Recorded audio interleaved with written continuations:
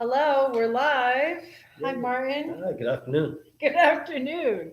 So we're gonna hustle with that for a second. Hi, everybody. Welcome to Frankenstein Tea daily. No, used to be a daily program. It is now a weekly short story program for adult listeners. My friend Martin has graciously joined me again this week, so it's really a short play for adult listeners. We're a little bit late, so we're going to get right to it today. But what we always like to remind people is this is library programming. There is no monetary gain from this. Our intention is to share a short piece of literature with people. And as I said today, it is a short play originally done by Robert Frost. The title is The Death of the Hired Man by Robert Frost. It has been adapted by Walter Weeks. He adapted that in 2008. I think he would like us to pay him, but we're not. Our characters are, Our characters are Mary and I'm Warren today. and Warren. This is The Death of the Hired Man by Robert Frost. Evening, a porch. Mary sits musing on the moon. When she hears steps, she rises quickly. Enter Warren, carrying groceries. Warren! Oh, what is it? What's wrong? Shh. What's going on? He's back. Ooh, Silas. Silas. Yes. He's back? Yes. God damn it. Be kind. When was I ever anything but kind to him? I know. It's just that. Well, I won't have him back. I told him so last hang, didn't I? You did. If he left then, I said that ended it. I know. I can't But- keep... I mean, what good is he? At his age? Who else will harbor him? That's not our problem. What help is he if there's no dependent on him? And when I need him most off he goes every time. He thinks he ought to earn a little pay. Oh, does he? Just a little. Enough at least to buy tobacco so we won't have to beg and be beholden. It doesn't have to be much. All right, but I can't afford to pay any fixed wages. I don't think he expects that this time. I wouldn't mind his bettering himself if that's what it was. But you can bet when he starts off like that, it's just someone trying to coax him off with a little pocket change. Then every winter he comes back. I'm done, I tell you. This is the last... Shh, not so loud. He'll hear you. Good. I want him to hear. Well, hell, he'll have to sooner or later. Not now. He's worn out. Where is he? Asleep by the stove. By the stove. When I came up from Rose, I found him here, huddled against the barn door. He was a miserable sight. It scared me. Don't smile like that. I didn't recognize him. I wasn't looking for him. And he's changed. Wait till you see. Where did you say he'd been? He didn't say. I practically dragged him to the house, gave him tea, and tried to make him smoke. I tried to make him talk about his travels, but nothing would do. He just kept nodding off. Probably drunk. No? I've seen him drunk. This was different. And he didn't say anything? Not much. Not much? Hardly a word. There's something you're not telling me. What is it? Mary, confess. He said he'd come to ditch the meadow for me, didn't he? Warren. Did he or didn't he? I just want to know. Of course he did. What would you have him say? Surely you wouldn't grudge the poor old man some humble way to save his self-respect. I just thought maybe he'd come up with something new this time. He added, if you really care to know, he meant to clear the upper pasture. I've heard that one too. Warren, I wish you could have heard the way he jumbled everything. It shook me up.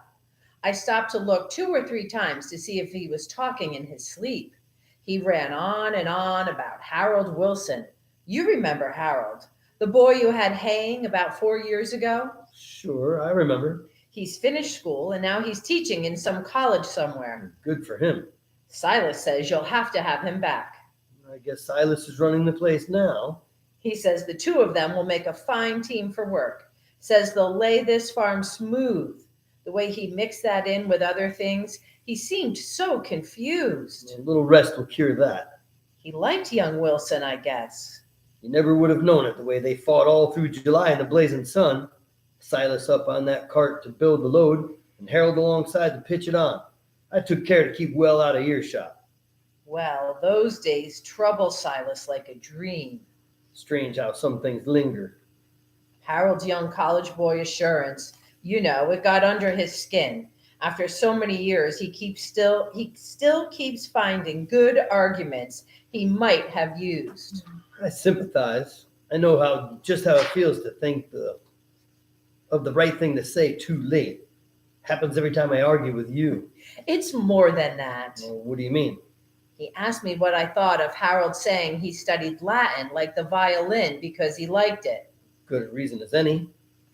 He said he couldn't make the boy believe he could find water with a hazel prong. Said that proved how much good school had ever done him. He thinks if he could have one more chance to teach him how to build a load of hay. I know. That's Silas's one accomplishment. He bundles every forkful in its place, then tags and numbers it for future reference so he can find and easily dislodge it in the unloading. Silas does that well. He takes it out in bunches like big birds' nests, and you never see him standing on the hay when he's trying to lift, straining to lift himself. He thinks if he could teach him that, he'd be some good, perhaps to someone in the world. Says he hates to see a boy the fool of books. He's so concerned for other folk and nothing to look forward to with pride. Nothing to look forward to with hope either. His whole life like that. Then and now and never any different. Warren, I think he's come home to die. He needn't be afraid he'll leave you this time. You needn't be afraid he'll leave you this time. Home? Yes. What else but home? It all depends on what you mean by home, I guess. Of course, he's nothing to us any more than the old hound that came a stranger to us out of the woods, all broken and worn out from the trail. I think home is the place where, when you have to go there, they have to take you in. Silas has a better claim on us, you think, than on his brother? Just 13 miles up the road. You can bet he's walked that far today. Why didn't he go there? His brother's rich, director in the bank or something. He never told us that. We know it, though. His brother ought to help, of course.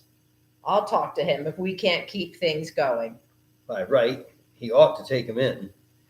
And he might be willing to. He may be better than appearances. But have some pity on Silas.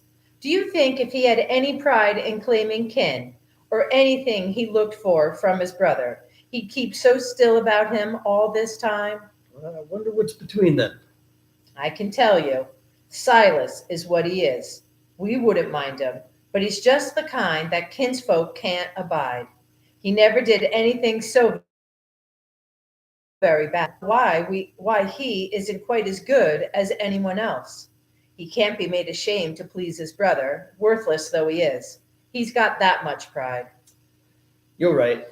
That's probably all there is to it. I can't think Si ever hurt anyone.